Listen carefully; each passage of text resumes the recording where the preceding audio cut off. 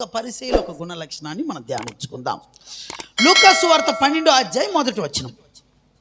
అంతలో ఒకనినొకడు త్రొక్కుకొనున్నట్లు వేల కొలది జనులు కూడినప్పుడు ఆయన తన శిష్యులతో మొదట ఇట్లని చెప్పసాగెను, పరిసయ్యుల వేషధారణ అను పులిసిన పిండిని గురించి జాగ్రత్త పడుడి. గమనించాలి. ఇదిక యేసుప్రభు అంటున్నాడు, అయ్యా వాళ్ళు వేషధారణ, పరిసయ్యులు ఎటువంటి గుణ లక్షణాలు కలిగిన వారు అంటే వేషధారణ కలిగిన వారు. వాళ్ళు వేషధారణ అని అంటే ఇంగ్లీష్లో హిపోక్రెట్ అని అంటారు, హిపోక్రసీ అని అంటారు. అంటే దాని అర్థము అంటే ఏంటంటే నటించేవాడు, నటన జీవితాన్ని జీవించేవాడు అని అర్థం. కపటం కలిగిన వాడు అని కూడా దాని అర్థం.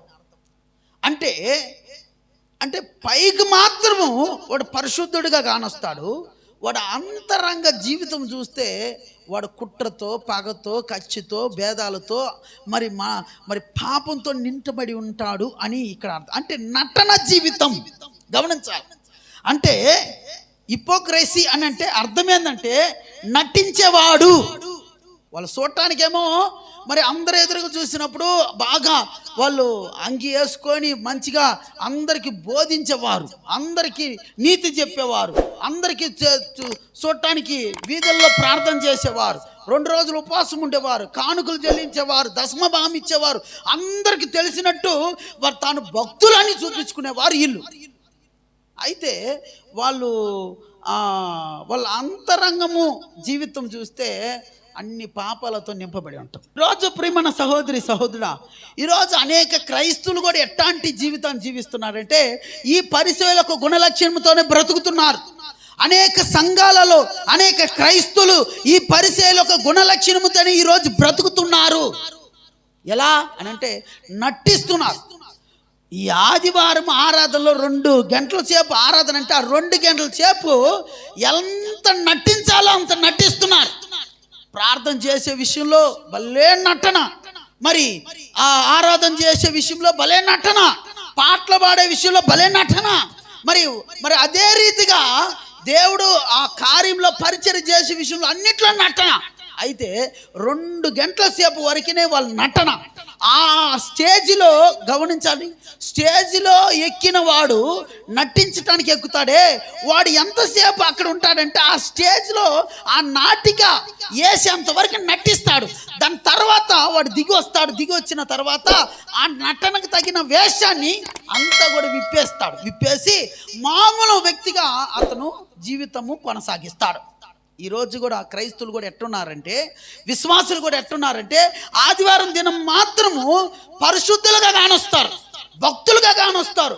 బాగా తెల్లని వస్త్రాలు వేసుకుంటారు, బైబిల్ తీసుకుంటారు, మరి వచ్చి రావటము, ముందేవుడు వచ్చి కూర్చుంటాము, మరి పాటలు పాడటము, మరి పరిచర్లో కలుసుకోవటము, మరి దేవుడు కాడ ప్రార్థన చేసి అన్నీ చూసినప్పుడు ఈమె కంటే భక్తురాలు ఎవరు ఉండరబ్బా, ఇలాంటి భక్తుడు ఎవరుండ్రబ్బా, ఏమి భక్తి అని అందరూ నమ్మే రీతిగా బ్రతుకుతారు వాళ్ళు. ఎప్పుడు ఎంతవరకు అంటే ఆ 2 గంటల సేపు ఆదివారం దినం మాత్రమే, ఆ 2 గంటల సేపు మాత్రమే. దాని తర్వాత వాళ్ళ ఇంటికి పోతే మరుసటి రోజు సోమవారం, మంగళవారం, బుధవారం, బేస్తారం, శుక్రవారం, శనివారం దాకా వాళ్ళ జీవితాలు చూస్తే ఆ భక్తి వాళ్ళ జీవితంలో కానొస్తుంది, కానరాదు. ఆ ప్రార్థన వాళ్ళ జీవితంలో ఉందంటే లేదు, ఆ ఆరాధన వాళ్ళ జీవితంలో ఉందంటే లేదు. వాళ్ళు నడుచుకున్న సంఘములో వినయముగా మరి తగ్గింపుతో నడుచుకున్న విధానము ఆ ఆదివారం నడుచుకున్నారే, అది మిగతా రోజులో ఉందంటే లేదు. అప్పుడు ఈ జీవితం ఏంది? నటన. చర్చికి వచ్చినప్పుడు మాత్రము బాగా తెల్లని అంగి, చర్చికి బయటకు పోయిన తర్వాత నల్లంగి. చర్చికి వచ్చినప్పుడు మాత్రం తెల్ల ముసుగు, చర్చికి బయటకు పోయిన తర్వాత నల్ల ముసుగు. ఈరోజు వీళ్ళు ఎవరు అని అంటే పరిసయ్యుల ఒక గుణలక్షణం కలిగిన వారు. వీళ్ళని అందుకే యేసుప్రభు, అయ్యా ఆ పరిసయ్యులు ఎటువంటి వారంట? వేషధారణ, వేషాలు వేసేవారయ్యా. అని అంటున్నాడు. ఎటువంటి వేషాలు అంటే భక్తులుగా చూపించుకోవటానికి వేషం వేస్తారు. ఒక్కొక్కరి గురించి వాళ్ళు చేసే ప్రార్థన వినేటప్పుడు వాళ్ళు నటించే నటన, ఆ జీవితాన్ని వాళ్ళు నటించే నటన ఒక్కొక్కరికి వాళ్ళ అంతరంగ జీవితాన్ని గురించి తెలిసినప్పుడు వాళ్ళు ఎట్ట మాట్లాడతారంటే పక్కన ప్రార్థన చేస్తుండే చూడు, అబ్బా ఏమి నటిస్తుండ్రు అబ్బా ఆయన, ఏమి నటిస్తుండు ఆయన, ప్రార్థన కేకలు పెట్టి ప్రార్థన చేస్తుండు. ఓ అమ్మ మొన్న ఆ ఎన్న ఇట్టంతా చేసాడు, ఏం నటిస్తాడు తెలుసా అన్న, ఏం నటిస్తాడు ఆ బాబాయ్ తెలుసా, ఏం నటిస్తాడు అని పక్కన వాళ్ళు కూడా అనేటట్టుగా మన జీవితాలు ఉంటున్నాయి కొన్ని సమయాలు. ఎందుకు అంటున్నారు నిన్ను, ఎందుకు నిన్ను అనాలి వచ్చింది, ఎందుకు నిన్ను మరి ఏలుబెత్తి చూపిస్తున్నారు, ఎందుకు నిన్ను విమర్శిస్తున్నారంటే నువ్వు నటిస్తున్నావు కాబట్టి. నువ్వు చర్చిలో మాత్రం భక్తుడిగా కానొస్తున్నావు, అదే వ్యక్తి కొడుతూనే ఉన్నావు, అదే వ్యక్తి నీ కొడుతూనే ఉంటాడు, నీ కొడుతూనే ఆరాధన చేస్తాడు. బయటకు వచ్చిన తర్వాత ఆ వ్యక్తి ముందే నీ నటన జీవితాన్ని అంతా పోగొట్టేస్తుంటివే. అప్పుడు వాడికి ఏమనిపిస్తుంది, ఆమెకి ఏమనిపిస్తుంది, ఒరే చర్చిలేమో ఈయన భక్తురాలుగా ఉన్నది, ఒరే చర్చిలేమో ఈయన బాగా భక్తుడిగా ఉన్నాడు, ఇప్పుడు చూస్తే ఈయన మాటలేందో, ఈయన తీరేందో, ఈయన ప్రవర్తన ఏందో అంతా మారిపోయింది. ఓ అడ్డైతే చర్చిలోకి ఒక రకంగా, చర్చికి బయటకు వచ్చిన తర్వాత ఇంకొక రకంగా బ్రతికేటట్టుండి ఈ అన్న ఈ అక్క అని వాడికే అనిపిస్తుంది. ఈరోజు అనుకుంటున్నారా? ఈరోజు మన గురించి ఎంతమంది అనుకుంటున్నారు? ఈ నటన జీవితాన్ని జీవిస్తే అది పరిచయుల మనసు, అది పరిచయుల ఒక గుణ లక్షణం. మనం అలా ఉండకూడదు. మనం అలాగా పరిచయులు నటించే, ఎవరండి నటించేవాళ్ళు? Cinema actors. వాళ్ళు వాళ్ళు నరకానికి పోతారా, పరలోక రాజ్యం పోతారా?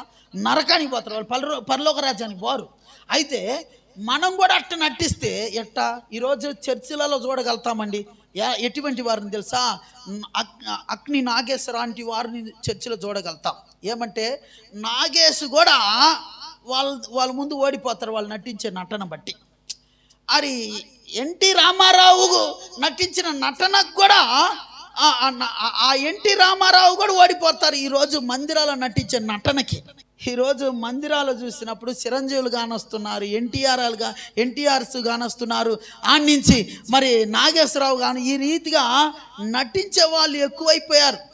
ఫిలిం మినిస్ట్రీ ఆడుండాల్సి ఉన్న నటన జీవితాన్ని జీవించేవారు ఎక్కడుంటున్నారంటే ఈరోజు మందిరాలలో ఉంటున్నారు. బయట లోకస్తులు నటియొచ్చండి, మనం నటియకూడదు.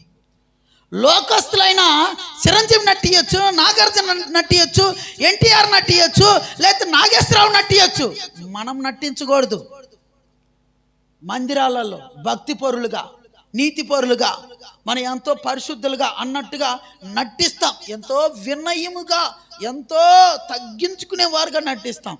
మందిరం బయటకు పోయిన తర్వాత సోమవారం నుంచి శనివారం దాకా మన జీవితం చూస్తే ఈ ఆదివారం జీవితానికి, ఈ 6 రోజుల జీవితానికి పోల్చి చూస్తే ఒక ఆమెంట ఇలాగనే మంచి భక్తురాలు, బాగా ప్రార్థన చేస్తుంది, చర్చిలో బాగా అన్ని భాష మాట్లాడుద్ది, మంచిగా చర్చిలో బాగా ఆసక్తిగా సేవ చేస్తుంది, అన్నీ బాగా బైబిల్ నాలెడ్జ్ కూడా కలిగిన ఆ సహోదరి ఆమె. అలాంటి అమ్మాయి ఆరాధన అయిపోయిన తర్వాత ఇంటికి పోయింది. పాస్టర్ గారు మరి గృహాలు దర్శించడానికి ఆ రోజు సాయంత్రము ఆదివారం, గమనించాలమ్మా, ఉదయం ఏమో ప్రార్థన అయిపోయింది, ఆమె ఇంటికి పోయింది. ఆదివారం సాయంత్రము గృహాలు దర్శించడానికి పాస్టర్ గారు ఇంటికి పోతున్నారు. ఒక్కొక్కరి ఇంటికి, ఎక్కింటికి కూడా అలాగనే పోతున్నాడు. ఎక్క ఏం చేస్తున్నది తెలుసా? ఇంట్లో కూర్చొని టీవీ ముందు కూర్చొని ఆదివారం సండే సినిమా బాగా చూస్తూ ఉంది, నవ్వుతా చప్పట్లు తడతా. ఏమంటే ఆమెకి ఫేవర్ అయిన యాక్టర్ సినిమా వెళ్తుంది, అది చూస్తూ ఉంది. పిల్లలు అందరు కుటుంబం అంతా చూస్తుండ్రు. అదే అక్క చర్చిలో ఎట్టున్నది తెలుసా? కొయర్లో పాడుతున్న అక్క, ఆరాధనలు ముందున్న అక్క, మరి అన్ని భాషలు ముందున్న అక్క. ఆ అక్క మరి అన్ని విషయంలో పరిచర్లో ముందెళ్ళి పరిచర్ చేసే అక్క ఇప్పుడు ఎక్కడుంది? దేని ముందు నిలబడి ఉంది? ఎక్కడ కూర్చొని ఉంది అంటే టీవీ ముందు సినిమా వేసుకొని కూర్చొని ఉంది, చూస్తూ ఉన్నది. అందరు ఇల్లు దర్శించు వస్తా పాస్టర్ గారు ఆ ఇల్లు కూడా తలుపు తట్టాడు. ఈమె వాళ్ళ కూతురు, మాయ్ ఎవరో వచ్చిన చూడు మనం డిస్టర్బ్ చేయటానికి. సినిమా బాగా ఇంట్రెస్ట్ వెళ్ళేటప్పుడు పోయి చూడుపో అని పాపను పంపింది. పాపను పంపి వాళ్ళకి ఈమె పాపను పంపింది. పాప పోయి ఆ కిటికీ తెరద్దామని ముందు ఎవరు వచ్చిండ్రని కిటికీలో చూస్తే పాస్టర్ గారు వచ్చాడు. వెళ్ళొచ్చి అమ్మ పాస్టర్ వచ్చాడని వాళ్ళకి వెంటనే ఈమెం చేసిందంటే పోయి టీవీ ఆఫ్ చేసి బైబిల్ ఎత్తుకో, ఆ స్లాబ్లో ఉండే బైబిల్ తండి బైబిల్ తీసుకున్నది. నువ్వు కూర్చో, బైబిల్ తీసుకో, నేను కూర్చుంటా, నేను బైబిల్ పెట్టుకునేది. బైబిల్ పెట్టుకొని పోయి ఈ అమ్మాయి మళ్ళా పోయి తలుపు తెరిచి ఆ పాస్టర్ గారు వందనాలు అని చెప్తుంది. చిన్న పాప ఇంకో ఇంట్లోకి వస్తుంది. ఇంట్లోకి వచ్చిండు ఆయన. వచ్చిన వెంటనే ఆమె అయ్యా పాస్టర్ గారు వందనాలు పాస్టర్ గారు, మీరు ఉదయం వాక్యం చెప్తారే అయ్యా, ఆ వాక్యమే ఇప్పుడు మేము ఉదయం చిన్న వాక్యం ధ్యానించుకుంటా ఉన్నాం. మళ్ళీ బైబిల్ తెరిచి ఒక్కొక్క సబ్జెక్ట్ చెప్పారు. భలే ఉన్నది అయ్యి గారు సబ్జెక్ట్. అసలు ఎంత బాగున్నది తెలుసు ఆ సబ్జెక్టు. అసలు మేము ఎప్పుడు వినలా ఒక మర్మాలు మీరు అంత బాగా చెప్పారు. అవి మేము మర్చిపోకూడదని ఈ కూర్చొని మరి వాక్యం చదువుకుంటా అవన్నీ చూసుకుంటా ధ్యానించుకుంటా ఉన్నామయ్యా అని పాస్టర్ దాన్ని సంతోషపడినట్టు. అబ్బా ఈ చూడు నా బిడ్డలు, నేను నడిపిస్తున్న బిడ్డలు ఎంత భక్తిపరులు. మరి వాక్యము ఉదయం విన్నది కాకుండా ఆ వాక్యాన్ని మళ్ళీ సాయంత్రం కూర్చొని వీళ్ళు ధ్యానిస్తుండ్రే అనుకొని ఎంతో సంతోషపడి మురిసిపోయినట. మురిసిపోయిన తర్వాత అమ్మ ప్రార్థన చేయడానికి వచ్చినాను, ప్రార్థన చేస్తాను, నేను వెళ్తానమ్మా నేనంట. సరే ప్రార్థన చేసినంట. ప్రార్థన చేసి ఇంక వెళ్తున్నాడు. వెళ్ళేటప్పటికి గమనించాలి, వెళ్ళాడు, ప్రార్థన చేసి వెళ్ళాడు. ఈమె తలుపేసి యథారీతిగా మళ్ళీ మేము పెట్టు సినిమా సగం అయిపోతుంది, ఎప్పుడు పోయింటు మంచి సీన్స్ అంతా పోయినాయి, పెట్టు టక్కున తలిపేసిన పెట్టు అని మళ్ళీ సినిమా స్టార్ట్ చేసింది. కూర్చొని చూస్తూ ఉంది.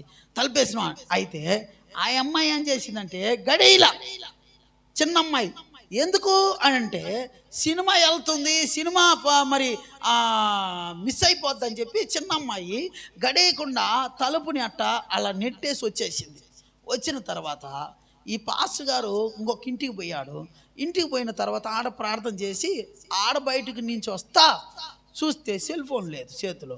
ఏది నా సెల్ ఫోన్ అనేసి నేరుగా ఆలోచించాడు.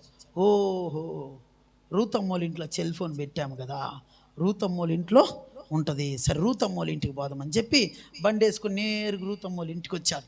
రూతమ్మోళ్ళ ఇంటికి వచ్చి చూస్తే తలుపు తడదమని టన్యాలకి తలుపు తెరిచే ఉంది. సరే దాన్ని నెట్టుకొని నేరుగా పాస్టర్ గారు లోపలికి పోతుంటే టీవీ శబ్దము దిని అని వస్తుంది. యాందని చూస్తే సినిమా వెళ్తుంది, ఫైట్ వెళ్తుంది. దాంట్లో వీళ్ళిద్దరు అట్ట కొట్టు అని అంటుండ్రు, ఇద్దరు అమ్మ కూతురు ఇద్దరు. అప్పుడు ఈ పాస్టర్ గారు చూసి ఓయమ్మ వీళ్ళు ఇంతసేపు బైబిల్ ధ్యానించలా, సినిమాని ధ్యానిస్తున్నారు వీళ్ళు అనుకొని చూసుకొని నేరుగా వాళ్ళకి తెలియకుండా మళ్ళీ బయటకు వచ్చి మళ్ళీ తలుపు చట్టసాగాడు. ఇంక ఈమె ఎవరు వచ్చారు చూడు, ఇప్పుడన్నా ఎవరు వచ్చారు చూడు అని అంటుంది అమ్మ. పోయి చూస్తా అమ్మా పాస్టర్ గారు మళ్ళీ వచ్చాడమ్మా అని మళ్ళీ వెళ్ళొచ్చింది కూతురు. ఇంక వెంటనే మళ్ళీ బైబిల్ ఎత్తుకుని వెంటనే పాస్టర్ గారు లోపల వచ్చాడు. వచ్చి అమ్మ సెల్ ఫోన్ మర్చిపోయినానమ్మా అని పాస్టర్ గారు అంటుంటే, అయ్యో నేను కూడా చూసుకోలేదయ్యా, నేను కూడా నాకు తెలుసుంటే నాకు గుర్తుంటే ఎత్తిచ్చేదాన్ని అని చెప్పి ఆ సెల్ ఫోన్ ఇచ్చి చాలా సంతోషమమ్మా, ఆనందంగా ఉందమ్మా నాకు మీరు బైబిల్ చదివేదే, చాలా బాగుందమ్మా బైబిల్ చదివేదే అని చెప్పేసి బయటికి పోయేసాడంట. మరుసటి రోజు ఆదివారం మందిరానికి వచ్చింది ఆమె. మందిరానికి వచ్చిన తర్వాత ఇదే వేషధారణ టాపిక్. పరిచయలాగా మీరు వేషం వేయొద్దండ్రి, వేషధారణగా ఉండొద్దండ్రి. ఈరోజు ఆలయంలో వాక్యం వింటారు, ఆలయంలో ఆరాధన చేస్తారు, ఆలయంలో అన్ని భాష మాట్లాడతారు, ఇంటికి వెళితే టీవీ ముందు సినిమా చూస్తారు అని వాళ్ళకి ఆమెకి దడబుట్టిపోయింది గుండెల మీద. అమ్మా పాస్టర్ గారు మనం చూసిండ్రా అని గుండెలో దడబుట్టిపోయింది. మీటింగ్ అంతా అయిపోయి నేరుగా వచ్చి పాస్టర్ గారికి వచ్చి, పాస్టర్ గారు దేవుడు ఈరోజు మాట్లాడారు పాస్టర్ గారు. ఏందమ్మా?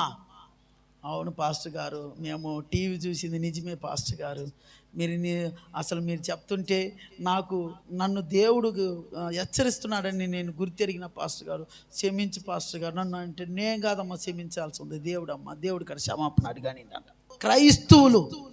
క్రైస్తవ కుటుంబాలు, కొన్ని కుటుంబాలు ఇలాగనే ఉన్నాయి. ఈరోజు అనేక క్రైస్తవ కుటుంబాలు వేషధారణ కుటుంబాలుగా ఉన్నారు. మందిరానికి వచ్చినప్పుడేమో ఆరాధిస్తారు, మందిరానికి వచ్చినప్పుడు పాటలు పాడతారు, మందిరానికి వచ్చినప్పుడు నీతిని బోధిస్తారు, అన్నీ బాగుంటుంది. అయితే వాళ్ళు బతుకులు చూస్తే వడ్డీ వ్యాపారాలు చేస్తారు, వడ్డీకి ఇస్తారు. అన్నకు తెలియకూడదు, పాస్టర్ అన్నకు తెలియకూడదు మనం ఇచ్చే వ్యాపారము, మా పాస్టర్ అన్నకు తెలియకూడదు మనం చేసే ఈ దొంగతనము, పాస్టర్ అన్నకు తెలియకూడదు మనం చేసే ఈ అక్రమము, పాస్టర్ అన్నకు తెలియకూడదు మనం చేసే ఈ అవినీతి పని అని పాస్టర్ అన్నకు భయపడతాం, యేసన్నకు భయపడం. పాస్టర్ అన్నకు భయపడతాం, యేసన్నకు భయపడం. యేసన్న మన తండ్రి అయిన యేసన్న. పాస్టర్కి భయపడతారు, దేవుడికి భయపడేది లేదు. అసలు పాస్టర్ మిమ్మల్ని ఏం చేయగలుగుతారండి? శిక్షించేది దేవుడు, తీర్పు తీర్చేది దేవుడు, పాస్టర్ కాదు. ఈరోజు పాస్టర్కి భయపడి ఈరోజు మన తప్పులు తెలియకూడదు, మనం చేసే పనులు తెలియకూడదు, మనం ఇచ్చేది తెలియకూడదు, మనం చేసేది తెలియకూడదు, మనము ఆ పాస్టర్కి తెలియకూడదు, ఎవరైనా చెప్తున్నామో అని చెప్పి ఎంత భద్రపరుచుకుంటాం, ఎంత జాగ్రత్తగా బ్రతుకుతామంటే అంత జాగ్రత్తగా బ్రతుకుతాం. దేవుడికి తెలీదా? అసలు పాస్టర్ అన్న నిలబడి నీకు తీర్పు ఇచ్చేది రేపు, ఆ పాస్టర్ అన్న నిన్ను శిక్షించేది రేపు యేసయ్యా. దేవుడు రేపు దేవుడు న్యాయపీఠంలో నిలబడినప్పుడు శిక్షిస్తాడు. నువ్వు ఎంత వేషధారణ వేసినావో ఆ వేషధారణకంతా దేవుడు ఒకరోజు శిక్షిస్తాడు. సేవకుడికి భయపడే భయము, దేవుడికి భయపడితే బాగుపడతాం మనం. అనేక సంఘాలలో ఈరోజు ఈ మనసు ఉంది, ఈ సేవకుడికి భయపడతారు. భయపడాలి లేదని చెప్పాల, కానీ అంతకంటే దేవుడికి భయపడాలనేది ఎరిగేది లేదు, తెలిసేది లేదు. సేవకుడికి భయపడతారు. ఒక తప్పు అన్నకు తెలిస్తే ఎట్టా, పాస్టర్ అన్నకు తెలిస్తే ఎట్టా, మరి మనం చేసేది తెలియకూడదని దాచిపెట్టుకోవటానికి, కప్పిపుచ్చుకోవటానికి ఎంతో ప్రయత్నం చేస్తారు. దేవుడు చూస్తున్నాడు, దేవుడికి తెలియకూడదు. దేవుడు చూస్తున్నాడు, మనకి ఇలాంటి పాపం చేయకూడదు, ఇటువంటి అక్రమాలు చేయకూడదు, దేవుడిని మనం బాధ పెట్టకూడదు, దేవుడు శిక్షిస్తాడు మనల్ని అని ఆ భయం ఎందుకు మనకు ఉండదు? ఎందుకు ఆ భయం మనకు లేదు? అదే వేషధారణ. ఒకరోజు అన్ని బయటపడద్దు మనం అనుకోవచ్చు, నేను నీ కళ్ళు మూపించి నేను అన్ని రకాల పాపాలు చేస్తా, నేను నీతిని బోధిస్తున్నాను అనుకో. ఖచ్చితంగా దేవుడు ఒకరోజు న్యాయపీఠం దగ్గర నిలబడినప్పుడు శిక్షించేది ఎవరినంటే నిన్ను కాదు, నన్నే మొదట. ఒక ఆయన ఎలాగని మంచిగా పాటలు పాడేవాడు, మంచిగా ఆరాధన చేసేవాడు, మంచిగా దేవుళ్ళు ఎదుగుతున్నవాడు, పరిచర్యలో వాడబడే వ్యక్తి. ఒకరోజు ఇలాగనే అతనికి ఫేవర్గా ఒక వ్యక్తి, అంటే ఎవరంటే సినీ యాక్టర్, ఆయన మంచిగా ఈయనంటే ఈ యాక్టర్ అంటే ఇష్టం, ఆ యాక్టర్ సినిమా వచ్చింది. ఆ ఊర్లో చూస్తే ఎవరైనా సంఘస్థులు చూస్తారేమో, ఎవరైనా సంఘస్థులు చెప్పేస్తారేమో అని చెప్పి, ఎవరికి పాస్టర్కి చెప్పేస్తారేమో అని చెప్పి ఈయన పక్క జిల్లాకు పోయి అక్కడ పోయి ఆ సినిమా రిలీజ్ అయిన సినిమా చూసి ఇంటికి వస్తున్నాడు. రిలీజ్ అయిన సినిమా చూసి ఇంటికి వచ్చాడు. మరుసటి రోజు ఆదివారం ఆరాధనలో కూర్చున్నాడు. ఆరాధనలో కూర్చున్న తర్వాత ఆరాధన అయిపోయింది, వాక్యం చెప్తున్నాడు సేవకుడు. ఆదామా ఎక్కడున్నావు అని అడిగిన వెంటనే ఈయన చెవుకి అమీన పడింది తెలుసా? అయ్యా ఆదామా నువ్వు ఎక్కడున్నావు నిన్న దినము అని ఈయన వచ్చిందంట. ఈయనకి నిన్న నువ్వు ఎక్కడున్నావు ఆదామా అని ఈయన వచ్చిందంట. ఏ అంటే ఆయన పేరు ఆదాం అంట. ఆయన పేరేంది? ఆదాం. ఈ ఆదాము పేరు కాబట్టి ఆదాము ఎక్కడున్నావు నిన్న అన్నేళ్ళకే ఈయనకి దడ పుట్టిపోయింది. దడ పుట్టిపోయి ఓ అమ్మ తెలిసిపోయినట్టుంది, ఎవరో చూసినట్టుండ్రు, ఎవరో పాస్టర్ గారు చెప్పినట్టుండ్రు. ఓ అమ్మ అనేసి మీటింగ్ అంతా అయిపోయిన తర్వాత పాస్టర్ గారు నన్ను క్షమించండి, మరి నేను ఆ సినిమా వచ్చి నాకు ఆ యాక్టర్ అంటే ఇష్టము, దానివల్ల నేను పోవాల్సి వచ్చింది, లేకపోతే నేను పోయిండను కాదు. అదేదో నాకేందో ఆ యాక్టర్ సినిమా వస్తే నా గుండా ఏదో చూడాలనిపిస్తుంది. ఆయన అంటే నాకు అంత ఇష్టము, ఆయన అంటే నాకు అంత అభిమానం నాకు, అందువల్ల నేను పోయినాను పాస్టర్ గారు అంటే. ఎప్పుడయ్యా అని అంటుండే పాస్టర్ గారు. నిన్న పాస్టర్ గారు. అవునా, నువ్వు నిన్న సినిమా పోయినవా అని. అయితే మీకు తెలీదా? మీకెవరు చెప్పలే? నాకెవరు చెప్తారయ్యా? ఆయనకి వేరే నేనే బయటపడినట్ట అని అనిపించిందంట. ఆయనకి అనిపించి అప్పుడు ఆయన అన్నాడంట, పాస్టర్ గారు అన్నాడంట, ఏమన్నాడంట, అయ్యా నీకు ఆయన అంటే ఎక్కువ ఇష్టం కాబట్టి, ఆయన సినిమా అంటే ఎక్కువ ఆశ కాబట్టి నువ్వు వెళ్తున్నావు. యేసు ప్రభు కంటే ఆయన ఎక్కువ ప్రేమిస్తున్నావు కాబట్టి నీకు యేసు ప్రభు నీకు తెలీలా. నువ్వు కానీ ఎప్పుడైతే ఆయన కంటే ఎక్కువ యేసు ప్రభుని ప్రేమిస్తావో ఆ రోజు నీకు యేసు ప్రభు మీదనే ప్రేమ ఉంటుంది, ఆయన మీద ప్రేమ తరిగిపోతుంది. నువ్వు ఇంకా యేసు ప్రభుని పరిపూర్ణంగా ప్రేమించలా, నువ్వు ఇంకా యేసు ప్రభు పరిపూర్ణంగా ఆయన నా జీవితాన్ని మార్చినవాడు, ఆయనే నాకు బ్రతుకు, ఆయనే నా జీవితం అని నువ్వు నిర్ణయించుకోవాలా. అందుకే నీకు ఆయన మీద యేసు ప్రభు మీద నీకు ఆశ ఉంటే ఆయన మీద నీకు ఆశ తగ్గిపోయి ఉంటుంది. వాస్తవం కదా.